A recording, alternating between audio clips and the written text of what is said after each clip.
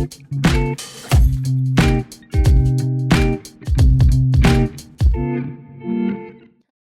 welcome to Bible Slash Chat. Kevin, hello. Hello, how are you, John?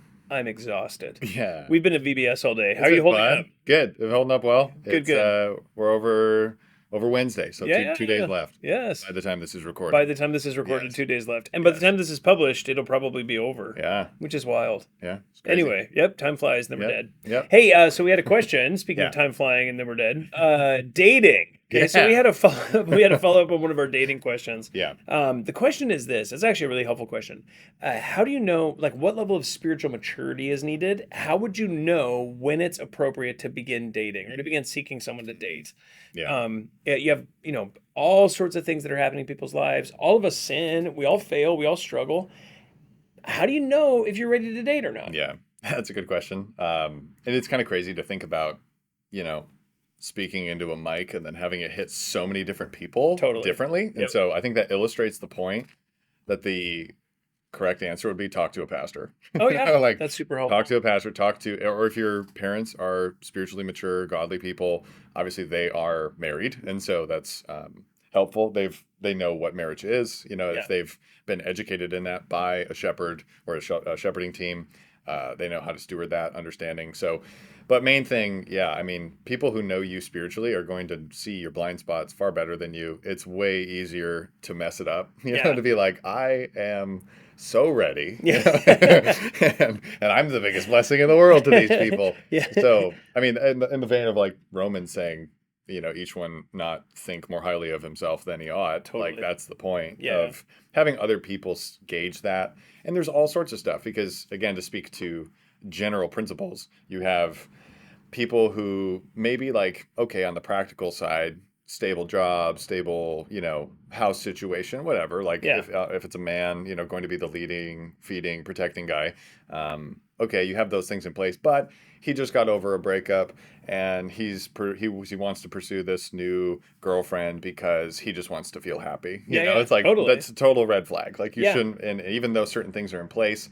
And then at the same time, you have other people who maybe spiritually they're okay, but that hasn't worked itself out in practicals enough Yeah. to where that person has a bank account with money in it, Totally. and things like that. So that is a huge, time of measuring things in Yeah. their life, and that's best done over time under oversight. Yeah, one-on-one. So, Yeah. yeah. So in one sense, there's like a wide spectrum of things that are potentially things that could cause some hesitation. Yeah. And we would want to say on to every single person, that spectrum is going to be slightly different. For sure. So that takes a lot of wisdom to discern those things, takes a lot of consideration before you move a person forward in that area. So you would say, like, the main advice here would be go talk to someone who is your Totally. shepherd, your leader, your caregiver Yeah. on a spiritual level. Yeah, because you can. I mean, thinking about what this is, it's like marriage is a gift, and it's an opportunity to glorify the Lord, even in getting married publicly and things like that. So you want to Yeah. do it well, Yeah. and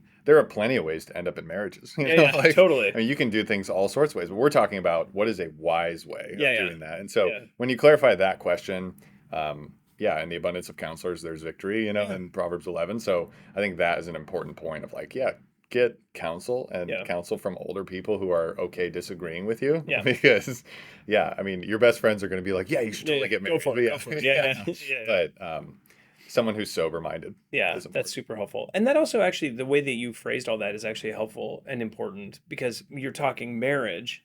So are you ready to start dating? Well, really, the question is, are you ready to be married? 100%. Because dating is always moving that direction. Yes. So to say like, well, I just want to date and I'm 14, that's not helpful, Yeah. right? In one sense, because Yeah. that's actually deeply confusing for Yeah. people emotionally. Yeah. There's you won't find stuff about dating in the Bible. Yeah. You'll find stuff about marriage. And Yep. then even there, it's like you see what the Bible teaches on marriage. It acts as a mirror for your own life. Yeah. And if it's, the guy's side of things, like, am I ready to lead, feed, protect? Yeah. Give myself sacrifice? up for her. Because Yeah. if a husband is selfish, his wife and kids die on the vine. You Yeah, know? But it's totally. but Christ is always self-sacrificing, using his strength to the benefit Mm-hmm. of others around him. And it's like, wow, okay. But there are plenty of marriages we can point at where I was thinking of one recently. I heard about a long time ago where the husband wanted to be the way he was raised. He wanted to work for approval because he Yeah. was never loved. And then the wife never felt loved either. And so she wanted someone to love her, and so it became, they wound up in a marriage, and it was just a vortex. Yeah, yeah. Of him trying to work for her approval, her never feeling loved,